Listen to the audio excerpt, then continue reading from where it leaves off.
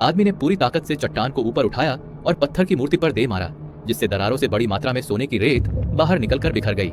साथियों ने यह देखते ही तुरंत इशारा समझ लिया और वे भी पत्थर उठाकर पागलों की तरह मूर्ति पर प्रहार करने लगे।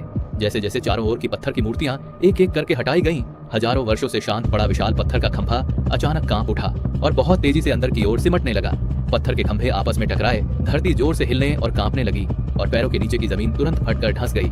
बिना किसी तैयारी के वे सब सीधे गड्ढे की गहराई में गिर गए। हालांकि यह सबसे बुरी बात नहीं थी। पैरों के नीचे की पत्थर की सीढ़ियां तेजी से सिकुड़ने लगीं और तेजी से गायब होने लगीं, जिससे डर के मारे उन लोगों के होश उड़ गए। अंततः उनके पैर सिकुड़ने की गति का मुकाबला नहीं कर सके और चीखते चिल्लाते हुए वे फिर से और भी गहरी खाई में गिर गए।